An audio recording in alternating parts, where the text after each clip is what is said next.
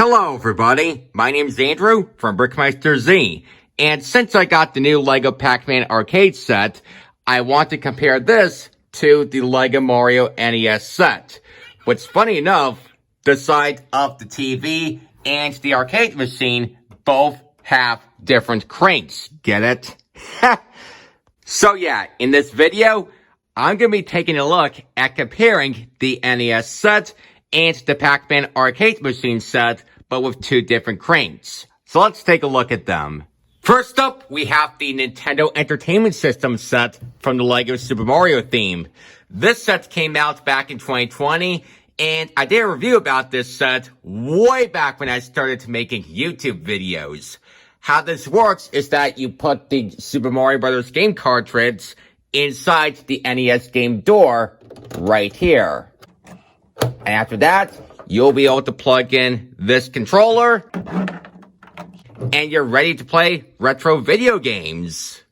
For the build of the TV, we have a crank on the right, and if you turn it clockwise, Mario will run through the whole level and get to the flagpole on time.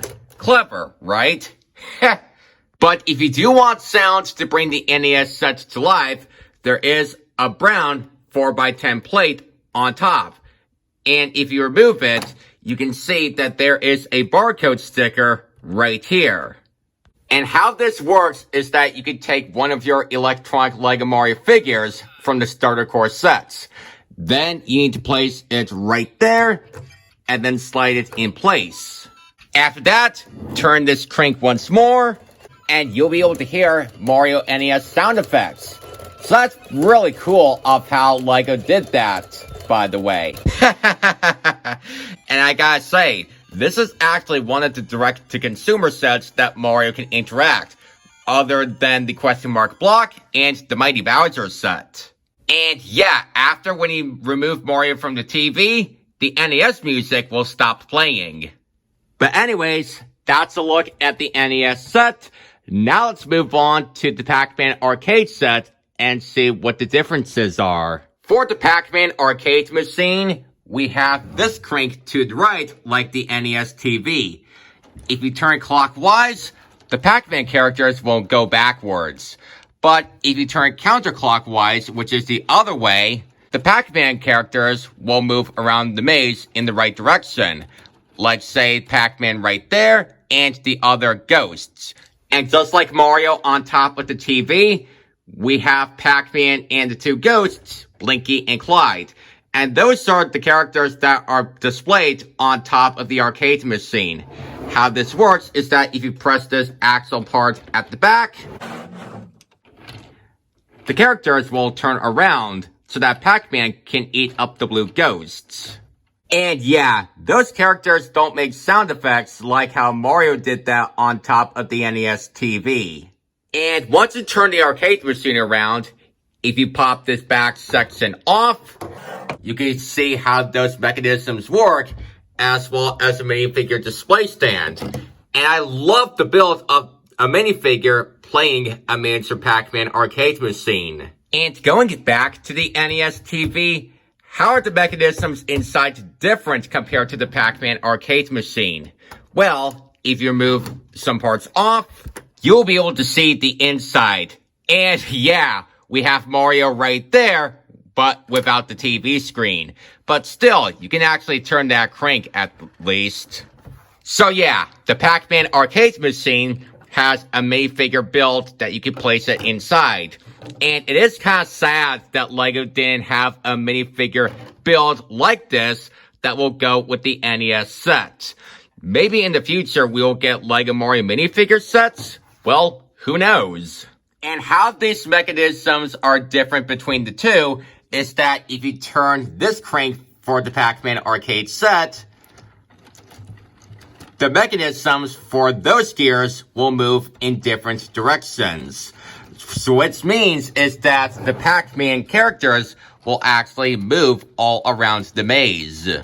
As for the crank on the NES TV, if you turn it, those different gears will turn. And this is where you turn it normally so that Mario will be able to run forward. But if you turn the crank backwards, it kind of gets jammed a little bit, so you don't want to do that. And this is just like the original Super Mario Bros. Games of how you can't play a level backwards. And for the different screen builds, we have the Mario NES screen that you could probably turn it. And once you're doing that, those panel pieces will probably rotate around 360 degrees, which is sort of like a 3D mosaic video game screen, I guess. All around the level, we do have those 1x1 plates for the stairs, as well as some printed tiles for the Koopa cell, the Goomba, the question mark block, and a coin. Plus, we also have those tile pieces for the pipe, and we also have the star right here. And for the Pac-Man screen, like I said, we have Pac-Man and the ghosts and this cherry, which are all on those printed 1x1 tiles.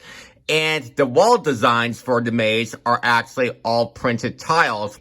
And yeah, we do have these designs for the smaller dots and the bigger dots right there. And these are actually just called the power pellets, by the way. And that's it. There are a few similarities and differences between those two sets.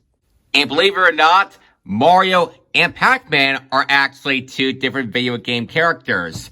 Outside of the fact that Mario does team up with Sonic, which are rivals, I guess. And the prices for those two sets are actually almost the same.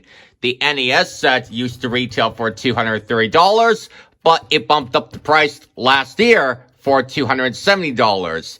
And yeah, the Pac-Man arcade set is actually the same price as the NES set for $270. But it doesn't matter which one do you want to get in order to expand your LEGO arcade/video game sets. And that's it for this fun comparison video. Down in the comments, let me know which set did you like better, Mario NES or Pac-Man Arcade. Don't forget to check out my playlist, BrickMeisterZ Gaming, including my Super Mario 64 walkthrough. Also, don't forget to subscribe to the BrickMeisterZ channel for more LEGO videos, and I'll see you next time. Bye.